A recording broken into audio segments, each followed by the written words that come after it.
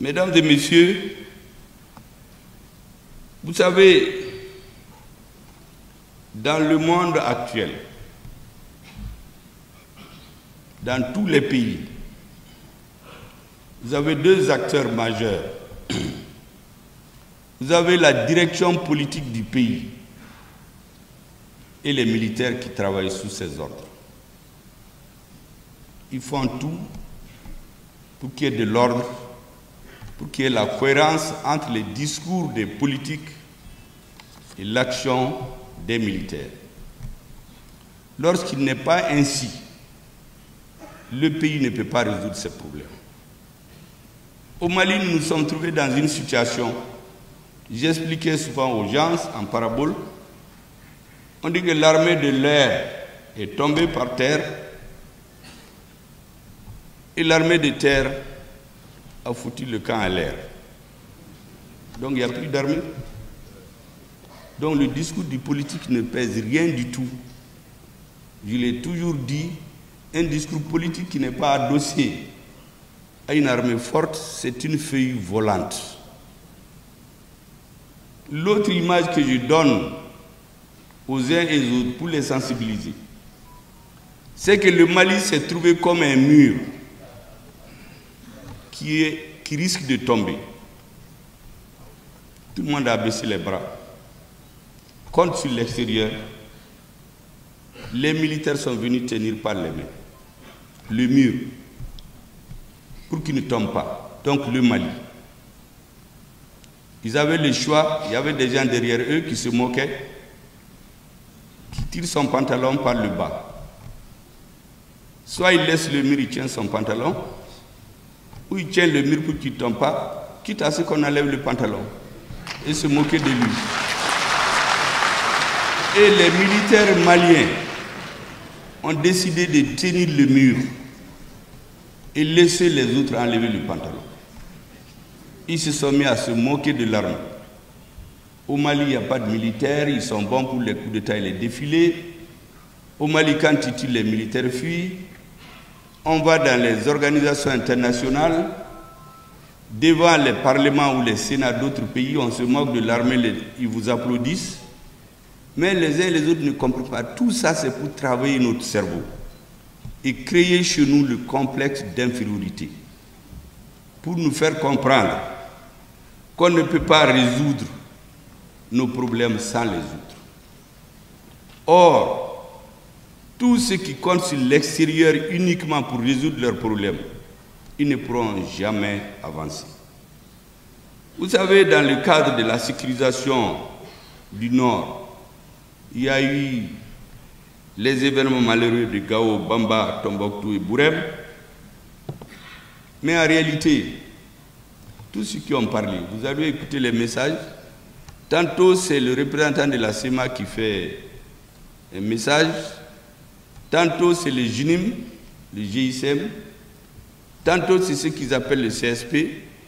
On se demande qui est au centre. En vérité, tout ça, c'est de la poudre aux yeux.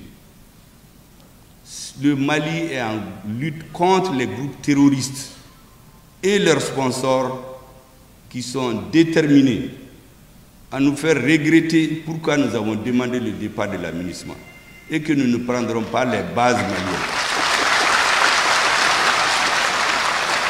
Tout le reste, c'est de la poudre aux yeux. C'est pour nous manipuler. Ces bases, nous allons les prendre. Le tournant de Bair n'a pas été digéré par les groupes terroristes et les sponsors étrangers. Ils ont commencé avec les soutiens locaux à intoxiquer l'opinion, à paniquer les uns et les autres. Parce que nous sommes un pays où les gens ne sont pas habitués à la guerre.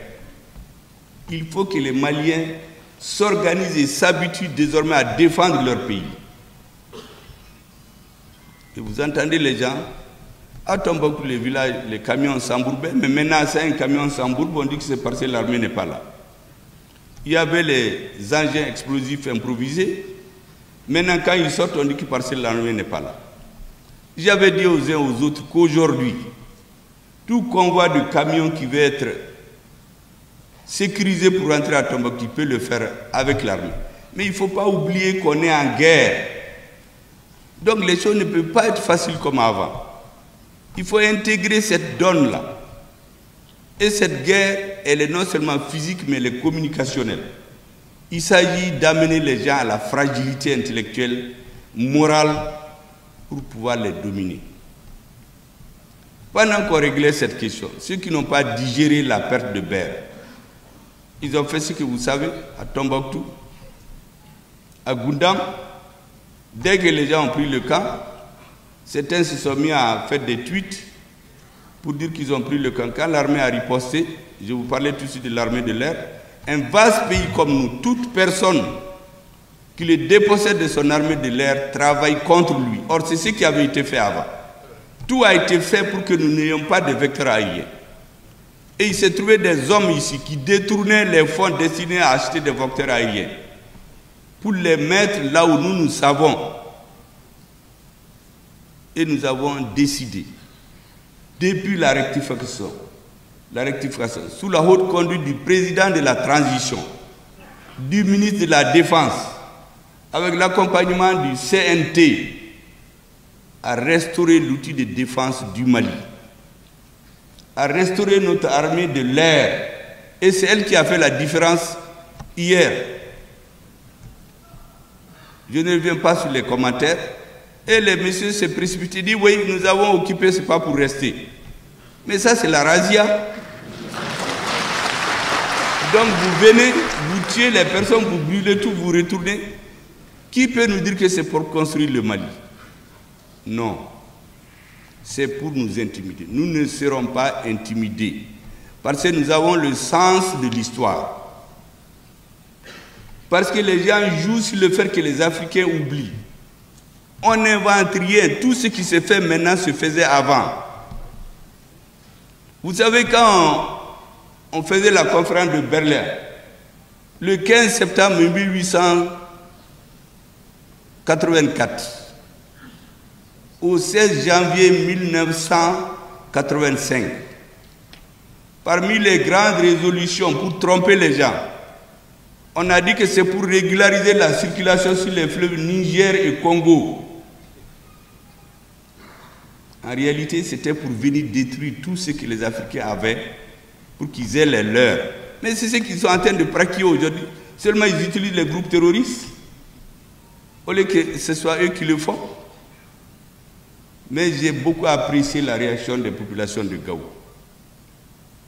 Et je voulais dire à l'imam qu'on appelle de la mosquée du Koweït, je voulais lui dire Djanjo Ambamana. Parce que pendant qu'il y avait les explosions dans le camp de Gao, il prêchait dans sa mosquée. Il remontait le moral des populations de Gao qui ne vont jamais faillir. Et il disait aux terroristes que 2023 n'est pas 2012 et qu'ils les trouveront des pieds fermes à Gao.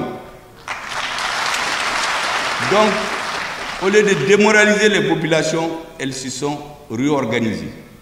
Et je voudrais lancer un appel à ces populations d'être soudées. Ceux qui sont morts, ils sont morts pour le Mali. Le peuple malien n'oubliera jamais, jamais, je dis bien, tous ceux qui donnent leur vie. Un jour viendra dans ce pays-là, je l'ai dit tantôt, où les enfants, les petits-enfants, les arrière-petits-enfants de ceux qui sont morts iront dans une place dédiée pour dire qu'ils sont fiers que leur père, leur grand-père, leur arrière-grand-père a donné un jour sa vie, a été tué innocemment pour que lui aujourd'hui soit libre. Nous sommes en train de travailler pour l'histoire et l'avenir. Il faut que les Maliens le comprennent et que nos frères de Tombouctou, de Gao, de Kidal, de Tessalit, de Menaka, tous ceux qui sont au nord le comprennent. Le Mali a dit qu'il y a des choses qui ne sont pas négociables. C'est l'unité nationale, c'est l'intégrité du pays, sa souveraineté sur l'ensemble du territoire national, et la forme républicaine et laïque de l'État. En dehors de ces principes, tout le reste peut se négocier entre Maliens. Donc tous les Maliens qui ont des armes, je les appelle à déposer les armes, venez négocier avec vos frères. Tout ce qui nous pousse à nous tuer les uns les autres, c'est pour leur agenda personnel. L'autre chose que je voudrais dire aux Maliens, ne tombez jamais dans la provocation. Vous savez, la colère est toujours une mauvaise conseillère. Ne tombez pas dans les erreurs du passé. Ne vous en prenez à personne de nos frères arabes de Touareg. Ils sont maliens à part entière. Un Bamana est chez lui à Kidal. Un Touareg est chez lui à Bamako et à Kaï. Tous les Touaregs, tous les Arabes ne sont pas terroristes. Tous les terroristes ne sont pas Arabes ni Touaregs. J'ai dit la même chose concernant les Peuls. Tout ça, c'est pour nous embrouiller. Parce qu'ils profitent du fait qu'on ne connaît pas l'histoire. Vous savez, le 13 septembre 1898, j'ai la lettre du gouverneur. L'instruction a été donnée de détruire tous les Maliens à peau blanche, les Soudanais, les Touaregs et les Arabes. Empoisonner les puits, les champs, les tuer. Et un officier disait qu'un jour l'aviation viendra, ils pourront les éliminer tous. Ce jour-là, ces moments-là, qui les cachait, c'était les Songwe. Ils mélangeaient les animaux de Touareg à leurs animaux. Ils les cachaient dans leurs moustiquaires. Moi, j'ai des grands-parents qui sont morts en Guinée, d'autres à Gorée. Ils ont prié leurs 15 ans. C'est au retour, on les a enterrés ici à Bamako. D'autres sont rentrés. Quelle était leur faute? Ils cachaient leurs frères. Quand ces mêmes messieurs, moi j'ai ces lettres-là, quand ces mêmes messieurs viennent dire aujourd'hui à des jeunes 100 ans après qu'ils viennent, ils sont leurs amis, ils ne sont l'ami de personne. Ils sont l'ami de leurs intérêts. Il ne faut donc pas tomber dans la provocation. Je dis donc aux populations de Gao, de Tombouctou, du Mali. Le Mali, c'est pour les Touaregs, c'est pour les Bamana, c'est pour les Sonaïs, c'est pour les Arabes. Ne tombez pas dans la provocation. Dès qu'une personne va être blessée, vous allez entendre, on va l'amplifier pour dire qu'on a éliminé tous ceux qui sont blancs chez nous. Parce qu'on veut une guerre ethnique. Vous savez, la religion et l'ethnie, quand on les touche, l'homme perd la raison. Quand on vous dit qu'on a tué votre frère à cause de sa religion ou son ethnie, vous avez tendance à vous venger. J'en appelle donc aux Maliens à ne pas tomber dans leur provocation. Les discours changent. Les acteurs changent. C'est ça, c'est ma, Jinim, ça ne change rien. La réalité, c'est les groupes terroristes. Et nous allons les combattre. Parce qu'il ne sert à rien de reculer. Et ceux d'entre eux qui sont des Maliens, qui veulent la paix, ils viennent, on négocie. Je viens de vous dire ce qui n'est pas négociable au Mali. Le reste, que les gens soient endoctrinés, embobinés, manipulés, tout le monde tombe dans ce piège. Parce que souvent, les gens n'ont pas le sens de l'histoire. Je viens de vous en donner un exemple. Il y en a à floraison. Comment on a essayé de nous diviser par le passé. Même s'ils arrivent à créer un État au nord, ils vont aller diviser les Touaregs et les Arabes entre eux. Qui est bien, qui a le grand-père qui était leur arrière, il n'y aura jamais la paix. Parce que pendant qu'il y a la guerre, et ils vont faire les exploitations. C'est ce qui se fait dans certains pays. Il y a un pays où on a demandé le départ de l'ONU depuis 2018, mais ils sont là-bas. C'est quand le Mali a demandé le départ récemment, ils ont fait une lettre pour dire qu'ils n'ont qu'à quitter avant la fin de l'année. Avant le 31 décembre, c'est devenu une date en Afrique maintenant.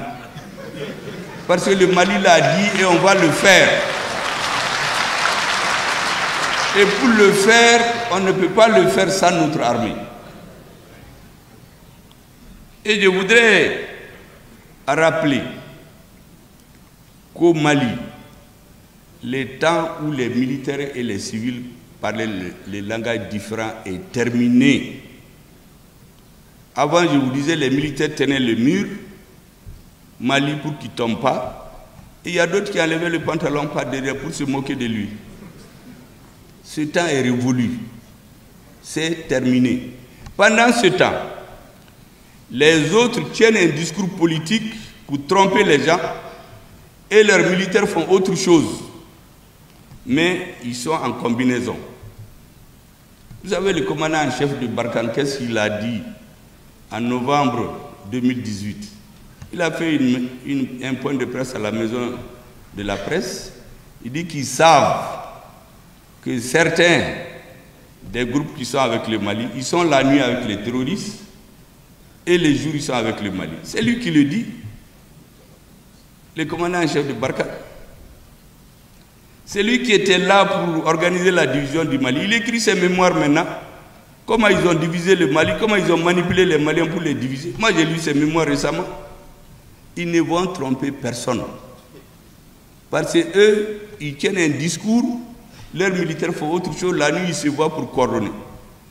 Qu'est-ce qui nous a été dit? Moi je vais leur répondre au tic au tac, je l'ai dit très bien. Nos militaires ne parlent pas, ils font leur travail. Mais on sait ce qu'ils veulent. Il n'y aura pas de contradiction entre nos militaires et les civils, comme ils ont l'habitude de le faire. On débourse l'argent pour acheter des avions pour les militaires. Ils s'entendent avec des civils qui prennent l'argent, ils vont déposer ça dans les banques chez eux. Ils construisent des maisons dans les pays de la sous-région. Et l'armée est en train toujours de tenir le mur. Et c'est ce même monsieur qui tire le pantalon, il se moque du militaire. Ce temps-là est révolu. Maintenant, on va parler le même langage. Quand on a mené Serval, pourquoi je vous le dis? Parce que la semaine passée, la ministre française, la première ministre, elle a été tenir un discours à l'école militaire stratégique pour expliquer que c'est à cause de leur départ qu'il y a ce qui s'est fait au Mali, entre autres. Comme s'il y a eu l'attaque du bateau parce qu'ils sont partis. Vous voyez comment on manipule les idées? Ça n'a rien à voir. Parce qu'il y a des sponsors des terroristes. C'est une façon de les sponsoriser intellectuellement.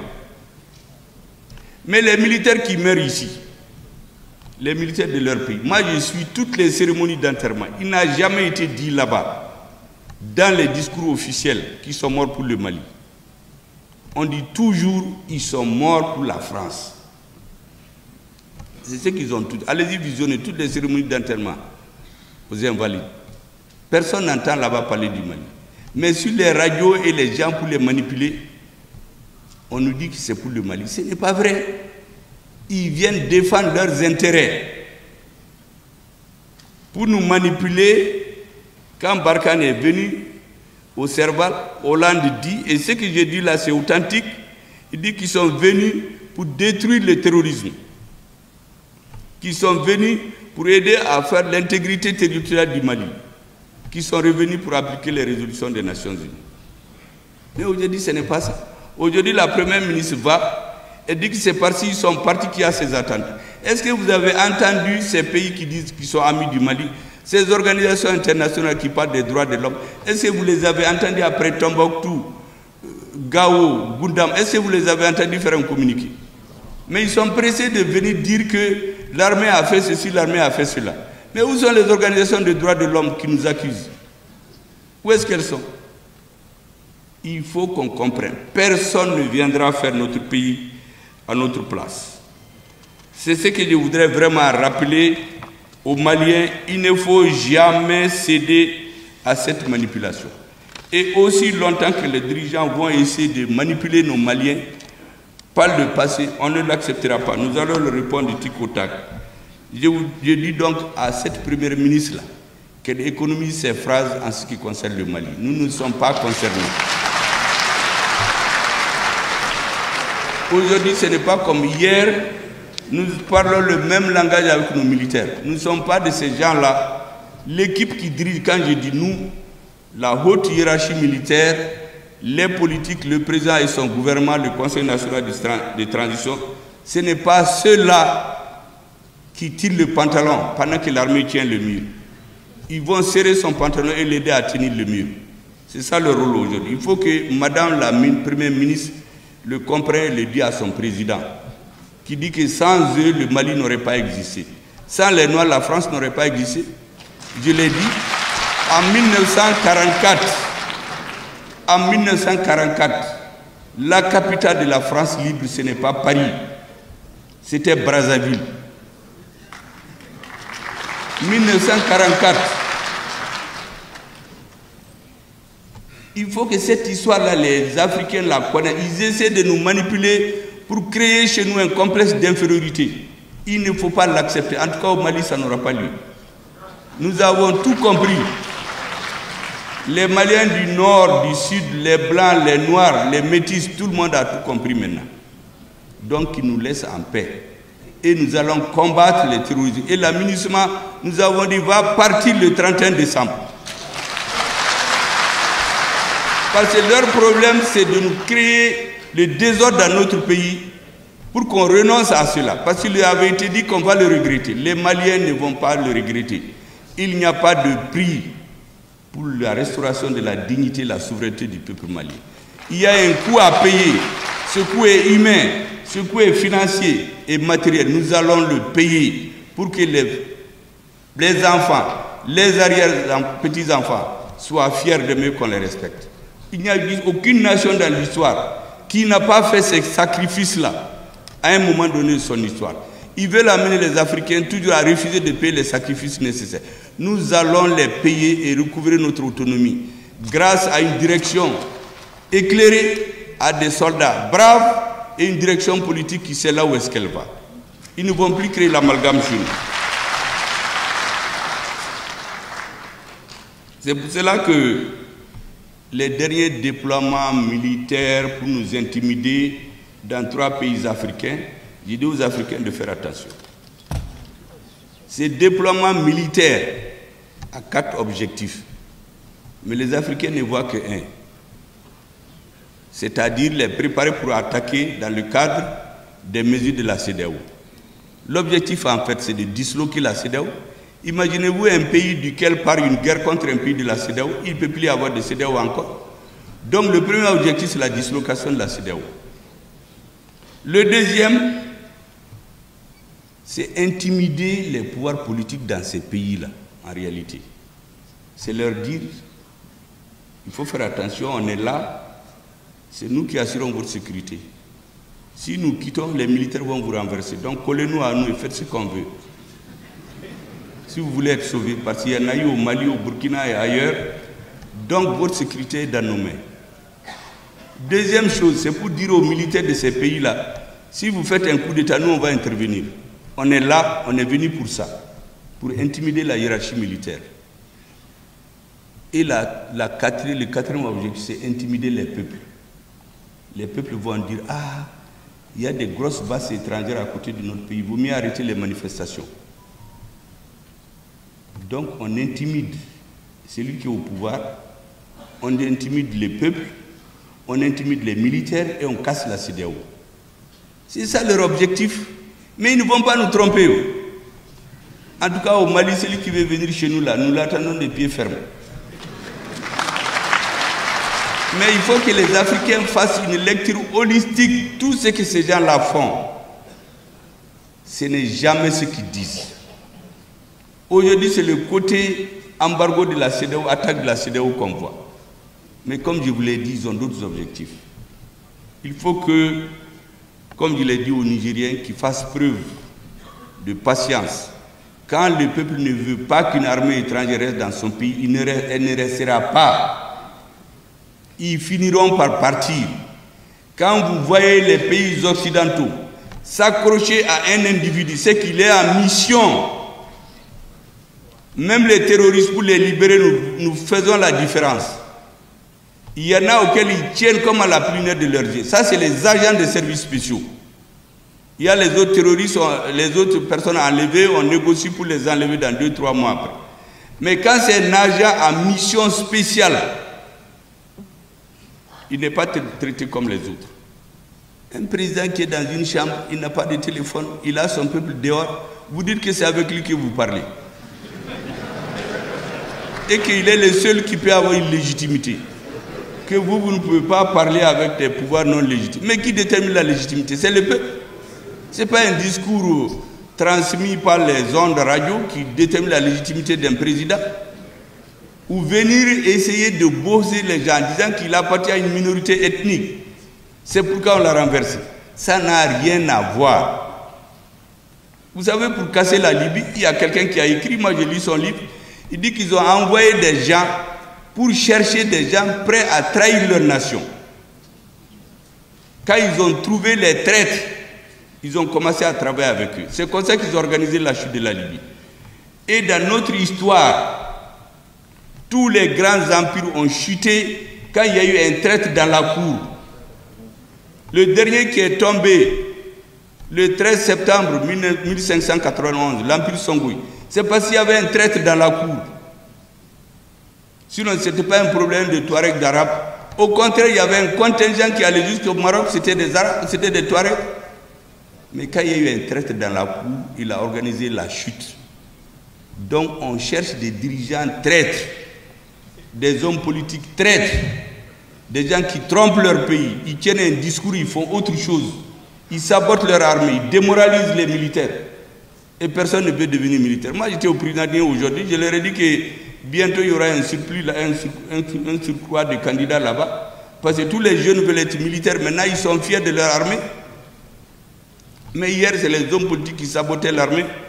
Nous avons dépassé cela. Et enfin, je voudrais du fond du cœur remercier vraiment la Fédération de Russie. À l'heure actuelle, c'est notre allié stratégique dans les circonstances difficiles. Souvent, même les Africains ne nous soutiennent pas. La Russie nous soutient. Nous avons levé l'embargo, le soutien. La Russie nous a fait un soutien multiforme. Le soutien à la levée du régime des sanctions récemment. C'est le veto de la Russie qui a permis de le lever. Et il y a beaucoup de Maliens, dont des Touaregs, des Arabes, qui avaient refusé de faire le jeu de certains pays. On a tout fait pour les inscrire sur ce régime de sanctions. Ce régime-là a foutu le camp à l'air maintenant. Et ces citoyens doivent cela à l'État malien. Le président de la transition a parlé en personne avec le président Poutine. Personne ne va nous sanctionner ici. Pourtant, ils n'ont pas dit que c'est des hommes de couleur. Les gens qu'ils ont sanctionnés au Mali, il y en a, ce sont des Arabes, d'autres c'est des Touaregs. Ils ont fait pourquoi? Parce qu'ils ont refusé de faire leur jeu. S'ils avaient fait leur jeu là, ils n'allaient pas les mettre sur cette liste-là. Nous devons comprendre. Nous sommes les mêmes. Il n'y a pas de politique qui vaille en dehors des intérêts de la population. Si vraiment notre peuple comprend ça, c'est l'essentiel. Tout le reste, nous allons perdre des batailles encore, parce que la guerre n'est pas finie. Mais nous gagnerons la guerre. Parce que notre combat est juste. Parce que notre peuple est déterminé. Parce qu'il se tient debout comme un homme. Parce que notre armée est requinquée à bloc aujourd'hui. Parce que les Maliens ont le sens de l'histoire.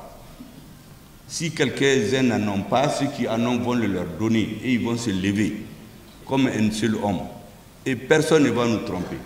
Je demande donc aux populations du Nord beaucoup de résilience, beaucoup de compréhension. Tout discours qui tend à diviser les Maliens fait le jeu des terroristes. Il y a beaucoup d'enjeux. Aujourd'hui, la guerre n'est pas seulement physique, elle est communicationnelle. C'est une guerre d'intelligence, mais aussi de courage. Dans l'histoire, aussi longtemps que vous remontez, les peuples qui gagnent les guerres, c'est les peuples qui se battent pour leurs droits et qui n'ont jamais cédé. Ceux qui refusent de céder et qui ont raison, ceux qui vont gagner. C'est pourquoi le peuple malien ne cédera pas, l'armée ne cédera pas, les politiques ne céderont pas et le peuple va gagner cette guerre-là. Vraiment, je vous remercie, c'est ce que je voulais dire avant de continuer. Et donc, pour terminer, je voudrais réitérer mes remerciements à tous nos partenaires techniques et financiers. Le gouvernement du Mali vous invite à vous faire l'écho dans vos pays et institutions respectifs de l'engagement de l'État du Mali pour la coopération internationale, respectueuse de la souveraineté du Mali, de l'indépendance, de la justice, de la solidarité, de la paix et de la prospérité de notre nation et des autres nations. C'est sur cette note d'optimisme que je déclare ouverts les travaux des États généraux sur l'entretien routier. Et félicitations à Madame le ministre. J'ai plus de 5 cérémonies dans la journée d'aujourd'hui. Mais j'ai dit qu'on ne peut pas la laisser seule. Parce qu'après l'accident du bateau, elle était malheureuse. Elle se sentait elle-même coupable parce qu'elle a perdu ses hommes. Je lui dis que ces hommes ne sont pas perdus pour elle. Ils sont perdus pour le Mali. Inch'Allah, on parlera d'eux un jour. Ne perdons pas la mémoire, ne faisons pas comme ailleurs. Là-bas, un soldat meurt, on nous dit son nom. Ici, 1000 meurent, on ouvre une fosse commune, on les enterre, on oublie. On n'oubliera personne. Et nous allons être à vos côtés. Je voudrais dire à tous les agents de transport du courage. Faites en sorte qu'on commence à résoudre nos problèmes définitivement. Ne comptons plus sur quelqu'un pour venir les résoudre. C'est ce que je tenais à venir lui dire, à vous dire avant d'aller à une autre cérémonie, parce que comme j'en ai beaucoup aujourd'hui. Mais le soutien moral aujourd'hui, plus qu'hier, les Maliens en ont besoin. Parce qu'ils ont besoin en bloc d'être derrière l'armée. Les militaires ont besoin du soutien des Maliens. J'ai vu l'autre jour une conférence des femmes qui disent qu'elles vont soutenir l'armée, que toutes les femmes maliennes se lèvent, tous les enfants, que nous laissons les contradictions politiques. Vous savez, en France, l'autre jour, le président a réuni toute la classe politique. Ils se sont entendus sur une chose. Vous savez, la politique extérieure. C'est quoi? C'est concernant le Mali et les autres pays, de ne plus critiquer le président, de les laisser. Maintenant, les différences là, ils attendent les élections ou sur les problèmes internes. Pourquoi chez nous, les gens ne sont pas capables de faire ça? Parce que certains, quand ils ne sont pas contents d'un pouvoir, ils sont prêts à pactiser avec l'ennemi pour faire tomber ce pouvoir. On n'a jamais le bonheur quand on fait ça. On se met à la merci des autres. Donc j'invite mes compatriotes dont j'ai lu les déclarations dans la presse, et globalement, les déclarations sont positives, à comprendre qu'aujourd'hui, ce qui se joue, ce n'est pas pour ce gouvernement, ce n'est pas pour Assimi Goïta, ce n'est pas pour Malick Diaw, encore moins pour le Premier ministre. C'est le destin du Mali qui se joue. Et ça, nous allons le jouer pleinement et le gagner, comme je vous l'ai dit. Merci beaucoup.